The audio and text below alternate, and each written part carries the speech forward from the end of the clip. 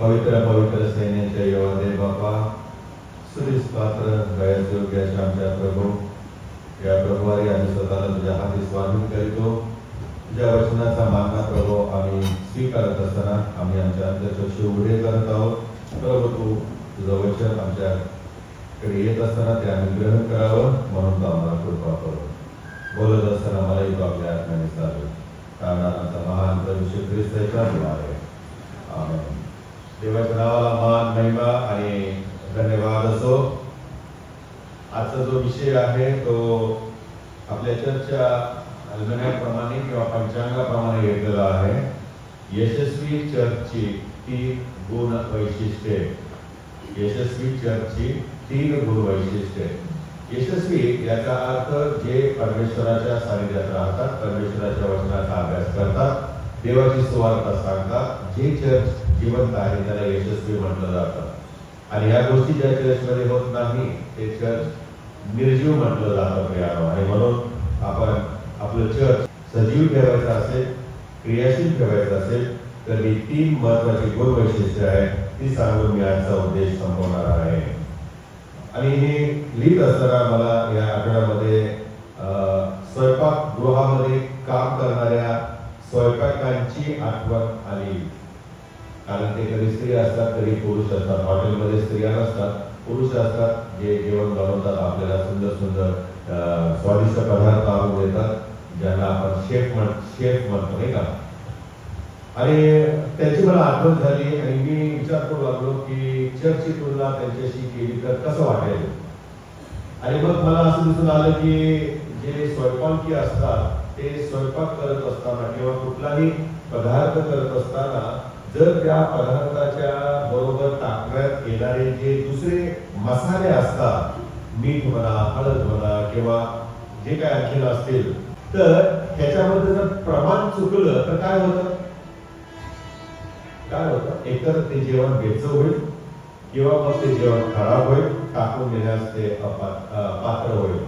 आणि म्हणून प्रियानो, जसा स्वयंपाकी व्यवस्थित प्रमाणामध्ये पदार्थ टाकून स्वादिष्ट असं भोजन तयार करतो, तशाच प्रकारे आम्ही आपल्या चर्चमध्ये देखील हीच पद्धत ख्रिस्ती व्यक्ती जे आपण आहोत, हरवलेल्यांचे आपण शोधण्यासाठी परमेश्वराने आपल्याला जी जबाबदारी दिलेली आहे ती पूर्ण करत असताना अशा प्रकारच्या व्यवस्थितपणाकडे आम्ही महत्त्व देणं किंवा अशा प्रकारच्या गुणवैशिष्ट्याकडे महत्त्व देणं फार गरजेचं आहे। जर ही 3 गुणवैशिष्ट्ये नसतील तर प्रियानो आमची मंडळी ही सजीव नाही। आणि या थेसलोनिका येथील मंडळीकडे आपण वळणार आहे। फार सुंदर मंडळी आहे आणि हिच्या बाबतीमध्ये जास्त बोलता येण्यासारखं आहे, परंतु आजच्या विषयाला अनुसरून जे आहे तेवढंच मी बोलणार आहे।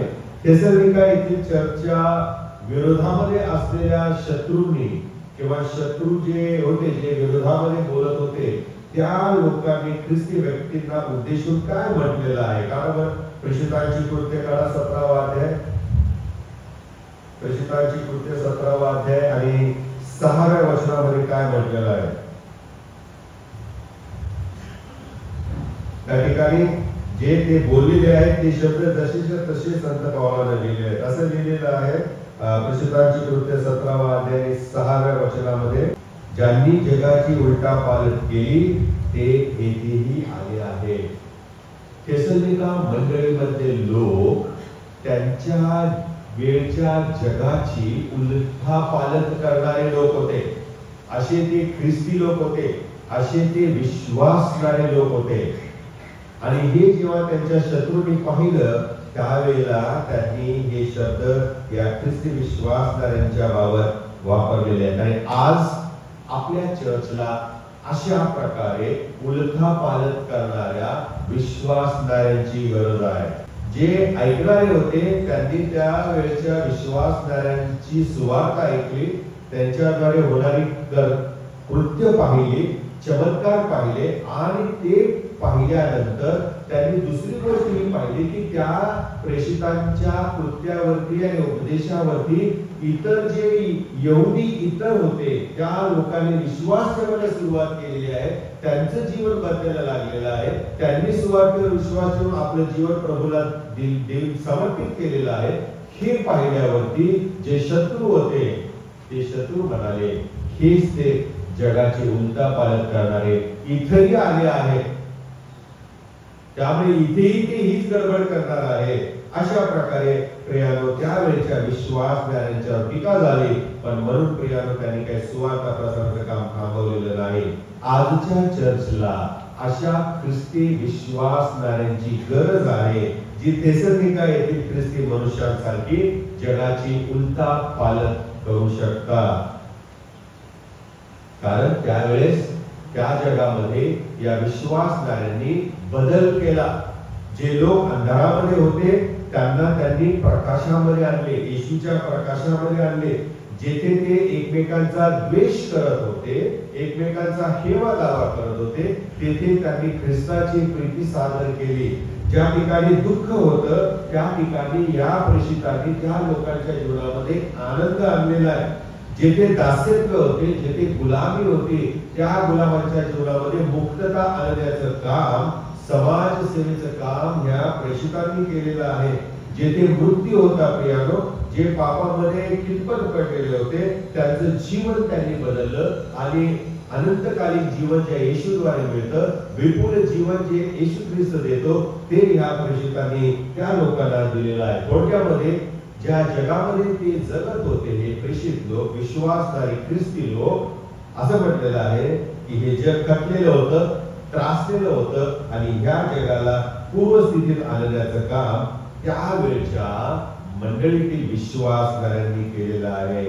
आपले आताचे जग असंच प्रियानो वाट पाहत आहे, उलटा पालट करणाऱ्या ख्रिस्ती विश्वासणाऱ्यांची. आणि म्हणून जर आपलं चर्च आणि या चर्च मध्ये आपण जे सभासद आहे ते जर आपणास वाटत असेल की त्या थेसलोनिका मंडळीतील विश्वासणाऱ्यांसारखं मीही व्हावं, तरी 3 गुण वैशिष्ट्य आहेत. पहिलं एक आहे ऑनेस्टी किंवा ज्याला सिन्सिअरिटी म्हटलेलं आहे. आपल्या कामामध्ये सातत्य राखणारे लोक, प्रामाणिकपणा राखणारे लोक. चर्चच्या ग्रुपवरती काल मी ही अनुक्रमणिका टाकलेली आहे. वचन 4 मध्ये आपण वाचूया काय म्हटलेलं आहे त्या ठिकाणी. देवाचं वचन असं म्हणतं, तेव्हा त्यांच्यातील कित्येक जण भक्तिमान हेलेनी यांचा मोठा समुदाय आणि बऱ्याच श्रेष्ठ स्त्रिया यांची खात्री होऊन ती पाऊल आणि सिला यांना येऊन मिळाली. लूक बघा या ठिकाणी सांगत आहे की पाऊलाचा उपदेश परिणामकारक झाला. पाऊलाने देवाच्या आत्म्याने प्रेरित होऊन सुवार्ता सांगितले आणि त्यामुळे वेगवेगळ्या ठिकाणावरून आलेले वेगवेगळ्या विश्वासातले लोक, वेगवेगळ्या जाती धर्मातले लोक आलेले असताना त्यांनी उपदेश ऐकला आणि त्यांचं जीवन बदललेलं आहे. असं म्हटलेलं आहे प्रियानो, ती पाऊल आणि सिला यांना येऊन मिळाली. कोण होते ते लोक? याच्यामध्ये आम्ही वाचतो भक्तिमान हेलेनी यांचा मोठा समुदाय. हेलेनी म्हणजे इंग्लिश मध्ये त्याला ग्रीक भाषिक लोक म्हटलेलं आहे. ते देववीर होते असं म्हटलेलं आहे, कारण ते स्वतःचा देव जो देत आहे त्याच्यापेक्षा अधिक देणारा देव पसंत करत होते. आणि मग ज्या वेळेला संत पावलाने आध्यात्मिकरित्या प्रेरित होऊन देवाला, येशूला स्वीकारल्यामुळे काय मिळू शकतं, सार्वकालिक जीवन कसं आम्हाला प्राप्त होतं, आमच्या पापांसाठी तो कसा मरण पावला, या सगळ्या गोष्टी, त्याचा त्याग आणि बलिदान त्याने आत्म्याने प्रेरित सांगितल्यामुळे या हेलेनी लोकांना, भक्तिमान लोक होते, आपल्या देवाची पूजा अर्चा मनाने करणारे होते, त्यांच्या जीवाला, त्यांच्या आत्म्याला हे वचन जाऊन भिडलं आणि त्यांना त्यांच्या देवाधर्मापेक्षा हा संत पौल जे सांगत आहे ते फार श्रेष्ठ वाटलं, वैशिष्ट्यपूर्ण वाटलं आणि म्हणून त्यांनी पावलाला येऊन ते भेटले आणि त्यांचं जीवन बदललेलं आम्हाला पाहायला मिळतं. यहुद्यांच्या देवाकडे हे हेलेनी, भक्तिमान हेलेनी वळालेले आपल्याला या ठिकाणी दिसतं. पुढे आम्ही पाहतो प्रियानो, आणि मग जेव्हा पाऊल सभास्थानात आला तेव्हा ते मसीहाकडे वळाले. तेव्हा त्यांनी येशूचा मसीहा म्हणून स्वीकार केला. त्यांनी आपलं जीवन प्रभू येशू ख्रिस्ताला समर्पित केलेलं आहे. दुसरी गोष्ट आम्ही पाहतो वैशिष्ट्यपूर्ण आहे आणि ती म्हणजे त्यावेळेचं जग हे अतुलनीय अशा अनैतिकतेमध्ये गुरफटलेलं होतं. पाऊल आणि सिला ज्या वेळेस त्या ठिकाणी सुवार्ता प्रसार करत होते किंवा ही थेसलोनिका मंडळी ज्या ठिकाणी स्थित होती प्रियानो, त्यावेळेचं जे जग होतं त्यामध्ये गुलामी ही सर्वसामान्य प्रथा होती. लोकांना गुलाम म्हणून वापरलं जात असे. त्या ठिकाणी लैंगिक शोषण चालू होतं. मानवी जीवन खूप स्वस्त झालेलं होतं, म्हणजे माणसांची किंमतच त्या ठिकाणी राखली जात नव्हती. कसपटाप्रमाणे माणसांना लेखलं जात होतं. भोगवाद जो आहे तो भोकाळलेला होता. आणि त्या अशा जगामध्ये संत पाऊल आणि सिला देवाचं वचन आत्म्याने, सामर्थ्याने, धैर्याने सांगत होते. मग त्यावेळच्या अशा विचित्र जगात ख्रिस्ती मनुष्य लोकांना त्रास देत होते. म्हणजे काय करत होते, ते ज्या प्रकारे वागत होते त्यातून त्यांना बाहेर काढण्याचा प्रयत्न करत होते. आणि ज्यांना ते बाहेर काढण्याचा प्रयत्न करत होते त्यांना असं वाटत होते हे आम्हाला त्रास देतात. काय देतात? हे आम्हाला त्रास देतात. आम्ही जे वाईट करत आहे ते आम्ही करू नये म्हणून आम्हाला ते काय करत आहेत, त्रास देत आहेत. आणि मग ते त्यांना विरोध करू लागलेले आहेत. संत पाऊल आणि सिला हे या लोकांना अनैतिकतेपासून वेगळं करण्यासाठी त्यांच्या जीवनाची त्यांना माहिती देत होते. येणारं जीवन कसं असेल, येशूला स्वीकारल्यानंतर तुम्ही कशा प्रकारे आपलं जीवन आनंदाने देवाच्या वचनाप्रमाणे जगू शकता, प्रामाणिकपणे जगू शकता, हे ते त्यावेळेच्या लोकांना सांगत होते. आणि त्यामुळे अनेकांचं जीवन तारलं गेलं. आणि जेव्हा हे घडतं प्रियानो, तेव्हा अविश्वासी लोक आमच्या पुरत्याने उत्कृष्ट जीवन जगण्याची प्रेरणा घेतात. थेसलोनिका येथील मंडळी विश्वासणारे जे होते ते अशा प्रकारे बिनदिक्कत धाडसीपणाने लोकांच्या मध्ये देवाची सुवार्ता प्रामाणिकपणे करत होते. आम्ही आमचं चर्च देवाची सुवार्ता अशा प्रकारे करत आहोत का, हा मोठा प्रश्न आहे. पहिला आपण पाहिलेला आहे, सुवार्ता प्रसार प्रामाणिकपणे आम्ही करत आहोत का. दुसरी गोष्ट आहे, दुसरं वैशिष्ट्य आहे ते म्हणजे तत्परता. थेसलोनिका येथील मंडळी जी आहे ती भक्कम होती, विश्वासामध्ये ती स्थिर होती आणि ती भावनिकही होती आणि ठामपणे देवाची सुवार्ता सांगणारी होती. उगीचच्या उगीच लोकांनी त्यांना उलटा पालट करणारी अशी उपमा दिली नाही. लक्षात घ्या ही गोष्ट. त्यांची तत्परता बघून, त्यांच्या सेवेतील अखंडपणा बघून, त्यांच्या सेवेतील तीव्रता बघून, त्यांच्या सेवेतील जोश बघून हे म्हणाले हे उलटा पालट करणारे लोक आहेत, हे इथं येऊन पोहोचलेले आहेत. आम्ही अशा प्रकारचे चर्चचे सभासद आहोत का. थेसलोनिका मंडळीचा प्रामाणिकपणा, त्या मंडळीतील विश्वासधारणाची सचोटी ही विरोध असताना देखील संपली नाही. पहा बरं, थेसलोनिकराचं पहिलं पत्र, पहिला अध्याय आणि 8वं वचन. कुणीतरी मोठ्याने वाचा. थेसलोनिकाचं पहिलं पत्र, पहिला अध्याय आणि 8वं वचन.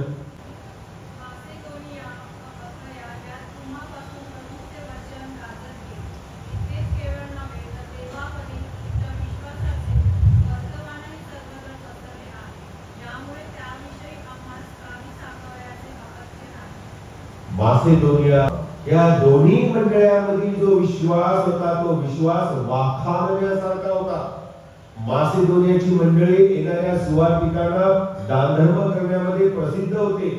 पावलाने त्या ठिकाणी सुवार्ता सांगितलेली, तो दुसरीकडे सेवेला गेला, पण तिकडे त्याची परिस्थिती वाईट आहे, त्याला पैशाची गरज आहे, त्याच्या सोबत असणाऱ्या माणसांना पैशाची गरज आहे. म्हणून मासेदोनियातील मंडळीने दान गोळा केले आणि ते यरूशलेमला पावलाकडे पाठवलेले आहे. किती सुंदर मंडळी आहे. आमच्याकडे जे आपण देतो त्यात ते कमी करायला बघतो. आमच्याकडे जे देतो आपण दान, त्यांना कशाला द्यायचं अशा प्रकारे. कारण आम्ही यहूदा इस्करियोतची भूमिका वठवत असतो. त्या सुगंधी तेलाची अलवास्त्र टोपी जेव्हा त्या स्त्रीने येशूच्या चरणी आणि मस्तकी ओढली तेव्हा टीका कोणी केली पहिली? यहूदा इस्करियोत. काय म्हणाला तो?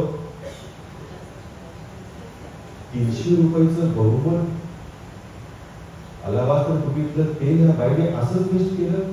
अरे ते गरिबांना विकलं असतं तर गरिबांची गरज भागली असती. त्याला गरिबांची चिंता होती का? नव्हती हो. पण माणसं अशी कारणं पुढे करतात. तिनं जे केलंय ना ते माझ्या उत्तर कार्यासाठी केलेलं आहे. मंडळ्या आणि मंडळातील लोक कसे असतात, कुठल्या मनोवृत्तीचे असतात. जर या यहूदा इस्करियोत सारखी आमची मनोवृत्ती असेल ना तर सावध राहा, कदाचित यहूदा इस्करियोत सारखा आमचा घात होण्याची शक्यता आहे. प्रभूला हे कधीच आवडत नाही अशा मनोवृत्तीचे लोक. प्रभूला ते लोक आवडतात मासिदोनियातील या मंडळीतील विश्वासणाऱ्यासारखे, जे आपल्या सुवार्तिकांची सोडून चर्च गेल्यानंतरही काळजी घेणारे लोक आहेत. असं आहे.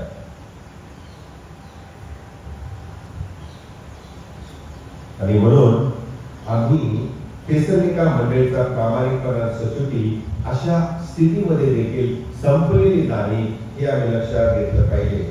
त्यांनी तितक्याच उत्सुकतेने उपदेश केलेला आहे. काय उपदेश केला? वधस्तंभावर खिळलेला ख्रिस्त त्यांनी प्रियानो गाजवलेला आहे. पुनरुत्थित ख्रिस्ताची साक्ष त्यांनी दिलेली आहे. आणि जे जे प्रभू येशू ख्रिस्ताने केलं आणि जे जे लोक त्या ख्रिस्ताकडे येत होते त्या प्रत्येकाकरिता ते स्वतःला उपलब्ध करत होते. उपलब्ध करत होते. अवेलेबिलिटी. परमेश्वराच्या कार्यासाठी मी तयार आहे, मी उपलब्ध आहे. आणि म्हणून प्रियानो ही जी तत्परता त्या मंडळांच्या मध्ये त्या काळामध्ये होती तीच तत्परता आजच्या चर्चमध्ये दिसत नाही. आणि म्हणून आजच्या चर्चला सजीव होणं, क्रियाशील होणं फार गरजेचं आहे. देवाच्या कामासाठी आम्ही तत्पर असणं फार आवश्यक गोष्ट आहे. आज मंडळ्या ज्या आहेत 21व्या शतकातल्या या सुवार्ता प्रसार त्यांनी बंद केलेला आहे. आणि आजूबाजूच्या वातावरणामुळे, परिस्थितीमुळे तो आपोआप बंदही झालेला आहे. त्यामुळे आम्ही भयभीत झालेलो आहोत. सुवार्ता सांगण्याचं धाडस नाही आणि सुवार्ता बाहेर जात नाही. अनेक जीवात्मे परमेश्वराच्या सुवार्तेविना मृत्युमुखी पडत आहे. याला जबाबदार कोण आहोत? प्रभूने ही सुवार्ता आपल्याला सांगण्यासाठी त्याचे शिष्य बनवलेले आहे. सुवेळी अवेळी आपण तयार असावे.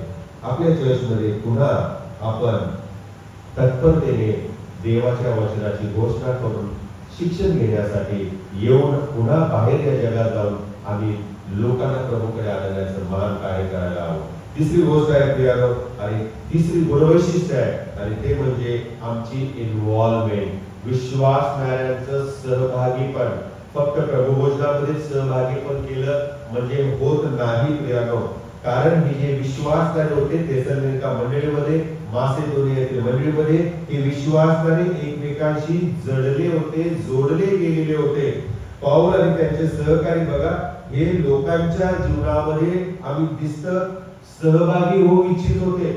आणि म्हणून ते मंडळांच्या मध्ये जाऊन लोकांच्या घरोघरी जाऊन त्यांच्यासाठी प्रार्थना आराधना करत, त्यांच्याबरोबर उपकार स्तुती करत, त्यांच्याबरोबर भोजन करत असे, त्यांच्याकरता मध्यस्थी करत असत आणि त्यांच्या सुखदुःखामध्ये ते सहभागी होत होते. आम्ही काय करत आहे? सुखदुःखामध्ये आम्ही सहभागी होतो आहोत का? आवडणाऱ्यांच्या दुःखामध्ये जातो, न आवडणाऱ्यांच्या दुःखामध्ये जात नाही. ज्यांच्याशी माझं पटतं त्यांच्या सुखाच्या वेळेस आम्ही जातो आणि जे पटत नाही त्यांच्या सुखाच्या प्रसंगाला पण आपण जात नाही. आम्ही कशी वागत आहोत? या सगळ्याचा हिशोब वर लिहिण्याचं काम चालू आहे. न्यायासनासमोर उभं राहिल्यावर प्रभू आम्हाला हेच विचारणार आहे, माझी शिकवण काय होती आणि तू काय केलं? सिंपल. आणि मग आम्ही म्हणू, प्रभू तुझ्या नावाने आम्ही उपदेश केले, तुझ्या नावाने भूत काढली, तुझ्या नावाने चमत्कार केले, काय नाही केलं प्रभू? आणि प्रभू एकच ओळ म्हणेल, मी तुला ओळखत नाही. वादच करायचा नाही, वाद घालता पण येणार नाही. वाद घालायचा प्रयत्न केला तर देवदूत नेमलेले आहेत, ते कसे उचलतील काकेत हात घालून का असेच पायाला धरून आम्हाला माहित नाही, आणि नरकाच्या अंधकारामध्ये आम्हाला टाकून देतील. म्हणून वेळ आताच आहे. ही गुणवैशिष्ट्य जर आम्ही आत्मसात केली तर विजयी ख्रिस्ती जीवन जगून आपण खरोखर आमचं चर्च सजीव करू शकतो. या ठिकाणी एक मनुष्य मला दिसला आणि तो म्हणजे यासोनान असं लिहिलेलं आहे त्याचं. यासोन है ना. आणि या यासोनने काय केलं माहितीये का, की त्याने त्या पौल आणि सिला आणि विश्वासणाऱ्यांना आपल्या घरी बोलावलेला आहे आणि आपल्या घरी बोलावून त्याने त्या सगळ्यांचा पाहुणचार केलेला आहे. बाहेर परिस्थिती विचित्र असताना देखील 7व्या वचनामध्ये लिहिलेलं आहे, त्यांना यासोनाने आपल्या घरात घेतले आहे. किती छान.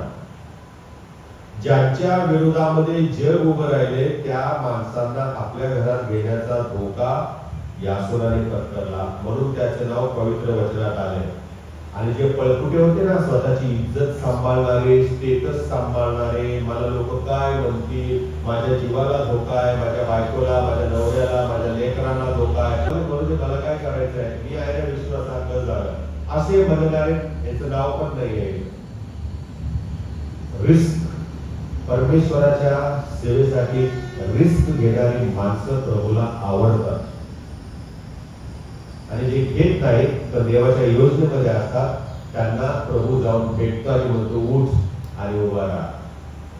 गावाच्या खळ्यामध्ये काय लपलायस, मला तुझी गरज या खळ्यात नाही, रणभूमीमध्ये आहे. काय त्याचं नाव होतं, काय नाव होतं त्या मनुष्याचं, गिदोन. काय नाव होतं, गिदोन. खळ्यात जाऊन लपला होता तो प्रिया. आणि यासोन हा रिस्क घेणारा होता, त्याला धोका माहिती होता, पण त्याने देवाच्या लोकांना आपल्या घरात घेतलेला आहे. एक वेश्या आठवते का, जिने सुद्धा रिस्क घेतली आणि तिने देवाच्या त्या दासांना आपल्या घरात लपवून ठेवलं आणि मग रात्रभर लपवून ठेवलं. सकाळच्या वेळेला त्यांना काय केलं, वेशी गावकुसावरून खाली सोडलं. आणि जेव्हा त्या गावातले लोक तिच्या घरामध्ये परीक्षण करायला आले, तपासायला आले, हिने तर लपून द्यायला ठेवलं त्यांना, तेव्हा ती म्हणाली काय बघताय, काय शोधताय, काय तिचं नाव, राहाब वेश्या. माणसं वेश्या म्हणून तिचा काय करत होते, विरोध करत होते. तिला समाज बहिष्कृत केलं होतं, तिला गावकुसावर ढोकलून दिलं, तुझी जागा इथंच आहे. पण तिचा परमेश्वरावरचा विश्वास एवढा महान होता की ती येशूच्या वंशावळीमध्ये तिचं नाव आले की नाही. हो, रिस्क घेतली तिने. तुम्ही आणि मी जर घाबरून घरात बसलो तर प्रियानो काम होणे नाही. या जगात आहोत तोपर्यंत स्वतःचा आपण बचाव करू शकतो, पण या जगानंतर जे जीवन आहे तिथे आमचा बचाव करू लागला, तिथे आम्ही न्यायासाठीच उभे राहणार आहोत. आणि म्हणून प्रियानो अशा प्रकारे हे सगळे जे परमेश्वराच्या योजनेमध्ये होते ते रिस्क घेऊन परमेश्वराची सेवा करणाऱ्यांना संरक्षण देणं, त्यांच्या गरजा पुरवणं हे मंडळीतली लोक काम करत होते.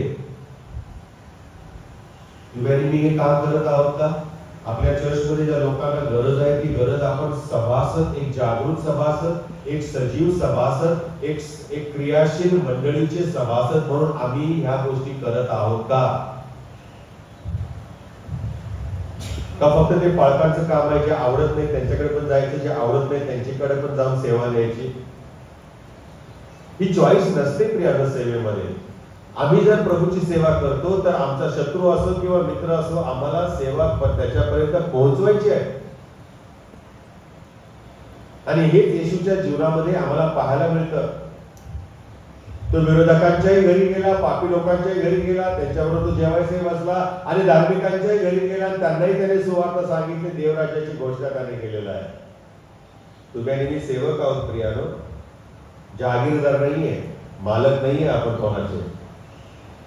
इतरांचा अधिकार गाजवण्यापेक्षा आम्हाला परमेश्वराने एकमेकांची सेवा करायला नेमलेलं आहे. सेवेचं व्रत परमेश्वराने आम्हाला दिलेलं आहे. स्वतः येशू ख्रिस्ताने त्याच्या जीवनातून हे उदाहरण आमच्या समोर ठेवलेलं आहे. आणि ही सेवा प्रत्येकाला वाटतं त्याने करावी, प्रत्येकाला काय वाटतं तिने करावी. आणि शेवटी होतं काय, करत कोणीच नाही, करत कोणीच नाही. आम्ही बोट दुसऱ्यांच्याकडे दाखवतो, पण आम्ही स्वतः ती गोष्ट करतो काय? प्रार्थना आपण साखळी प्रार्थना करतो, तुम्ही बघा कोण येतं कोण येत नाही. आम्हाला असं वाटतं की माझं काम नाही, की माझं क्षेत्र नाही, ज्यांना जायचं त्यांनी जावं. बायबल क्विज ठेवलं, काही दुसऱ्या ऍक्टिव्हिटीज ठेवलं नाही, ते बाकीचे करणारे करतात, जे नेहमीचे ते करतील. आम्ही काय करत आहे? प्रत्येकाला, प्रत्येक विश्वासणाऱ्याला चर्चच्या प्रत्येक कार्यक्रमामध्ये, प्रत्येक क्षेत्रामध्ये, सेवेमध्ये उत्साहाने सहभागी व्हायला पाहिजे. थेसलोनिका चर्च प्रमाणे सहभाग घेणारी माणसं आजच्या चर्चला हवी आहे. त्यावेळेला पण असे ग्रुप होते प्रियानो. पावलाचा ग्रुप होता, सिलाचा ग्रुप होता, पण हे एकमेकांच्या ग्रुपमध्ये जाऊन स्वतःची आध्यात्मिक गरज पूर्ण करत नव्हते. ज्या ग्रुपमध्ये ते होते त्या मंडळीमध्ये ते विश्वासू राहिले, तिथे ते वाढले आणि तिथून जे वाढून बाहेर गेले ते डायरेक्ट सेवक म्हणूनच गेले, नाही का? सेवक म्हणूनच गेले. आणि म्हणून मासिदोनियाची मंडळी ही मिशनरी मंडळी म्हटली जाते. त्याच्यामध्ये तयार झालेल्या माणसांना त्यांनी देवाची सेवा करायला विभक्त केलं.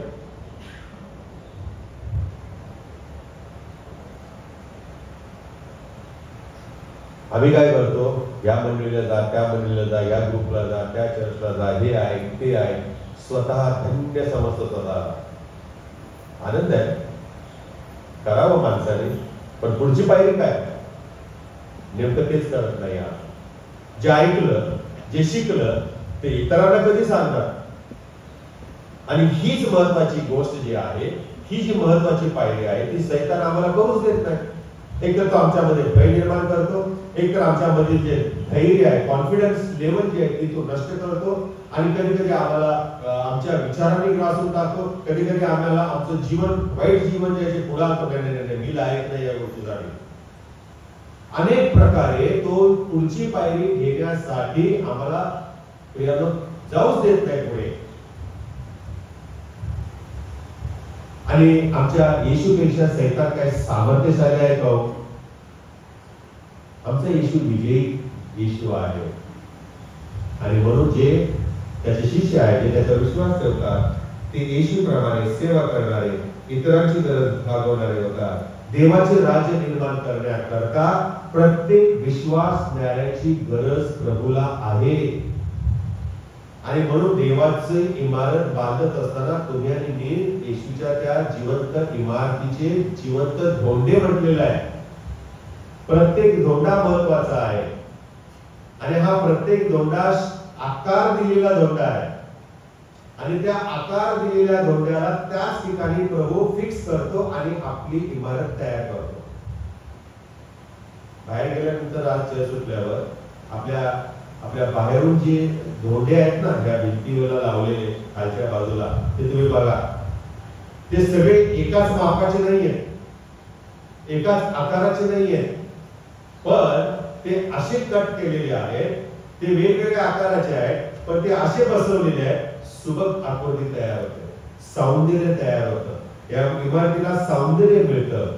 परमेश्वराने त्याच्या मंडळीतील अशाच वाकड्या तिकड्या लोकांना फिक्स केलेला आहे, आकार दिलेला आहे आणि मंडळीत ठेवलेलं यासाठी की ही मंडळी जिवंत दिसावी, जिवंत असावी, सुबक असावी, देवाचं सौंदर्य या मंडळीमधून प्रगट व्हावं. आणि म्हणून येशूने आम्हाला त्याचं काम करण्यासाठी बोलावलेलं आहे, त्याची सेवा करण्यासाठी बोलावले. म्हणून तो म्हणाला, मी तुला माणसे धरणारे करीन. प्रश्न हा आहे की मी ख्रिस्तासाठी, देवाच्या राज्यासाठी माणसं गोळा करत आहे की काठावर बसून गळ टाकून बसलोय? दोन प्रकारचे ख्रिस्ती आहेत, जे माणसं धरणारे आहेत आणि नुसतेच काठावर बसून बघ्याची भूमिका घेणार. तुम्ही आणि मी कशा प्रकारचे ख्रिस्ती आहोत? आम्ही हा विचार करायला हवा. आम्ही माणसं धरणारे आहोत की काठावर बसणारे आहोत? थेसलोनिका चर्च मधील लोक हे चर्चच्या आध्यात्मिक जीवनात भाग घेणारे होते. ते देवाचं काम सातत्याने प्रामाणिकपणे करणारे होते. आणि प्रियानो, हे सतत आपल्या जीवनाच्या द्वारे इतरांची सेवा करणारे होते. आपणही अशा या विश्वासणाऱ्यांपैकी एक होऊ शकतो प्रियानो. आणि म्हणून शेवटी तुम्ही आणि मी या जगाची उलटा पालट करणारे ख्रिस्ती होऊ शकतो. आपण खूप स्मार्ट आहोत, खूप चांगलं बोलता येतं, एकमेकाची सुंदर रीतीने निंदा करता येते, एकमेकाच्या विरोधात सांगता येतं, लावालावी करता येते, अफवा पसरवायला एक्सपर्ट आहे. या सगळ्या गोष्टी जरी आम्हाला करता येत असल्या तरी या देवाच्या राज्यासाठी आणि देवाची सेवा करण्यासाठी काही उपयोगाच्या नाही, काहीच उपयोगाच्या नाही. शून्य किंमत आहे या गोष्टीला. पण या मंडळीतील विश्वासणाऱ्यांसाठी जे आहेत या थेसलोनिका येथील त्या विश्वासणाऱ्यांकरता, त्या विश्वासणाऱ्यांसारखं पियानो देवाचं सामर्थ्य जेव्हा आम्हाला मिळतं तेव्हा आम्ही धिटाईने, धैर्याने, सामर्थ्याने सुवार्ता प्रसार करतो, देवाचं काम करतो. जर मी देवाचं काम करत नाही तर पियानो मी तयार नाही, देवासाठी मी तयार नाही. आणि म्हणून मला खात्री आहे की तुम्ही देवासाठी स्वतःला तयार कराल, कारण देव तुमच्याकरता तयार आहे. तुम्हाला मला त्याच्या गौरवासाठी वापरण्यास तो तयार आहे. फक्त आम्ही उपलब्ध स्वतःला करतो का, प्रश्न आहे. आणि प्रभू अशा प्रकारे थेसलोनिका येथील विश्वासणाऱ्याच्या मंडळीतील विश्वासणाऱ्यांसारखं तुम्हाला आणि मला बनवो, हीच मी प्रभूजनी प्रार्थना करून आजचा उद्देश समाप्त करतो. आपण प्रार्थना करूया. स्वर्गीय प्रभू, आम्ही धन्यवाद देतो, तुझी स्तुती आराधना करतो. थेसलोनिका मंडळी, मासेदोनिया येथील मंडळी, बेरोया येथील मंडळी, अनेक मंडळ्या आहेत परमेश्वर तुझ्या. इफिसकरात येथील मंडळी, रोम येथील मंडळी, प्रभू या मंडळाच्या मध्ये कशा प्रकारे विश्वासणाऱ्यांनी आपलं जीवन ठेवलं, कशा प्रकारे त्यांनी सुवार्ता सांगितली, कशा प्रकारे त्यांनी देव राज्याची वाढ होण्याकरता माणसं गोळा करण्याचं काम केलं. आणि ते चर्चेस, त्या मंडळ्या प्रभू तुझ्यामध्ये सक्रिय राहिल्या, जिवंत राहिल्या, सजीव राहिल्या. आम्ही आमच्या मंडळीमध्ये अशा प्रकारे सजीव राहावं, निष्क्रिय राहू नये, म्हणून तो आम्हाला आपल्या आतमध्ये चालेल. आम्ही तयार करावं स्वतःला, विश्वासाने वाटचाल करावी, म्हणून तो आमचं मन बदल करावं. कारण आमचा येशू ख्रिस्त याच्या द्वारे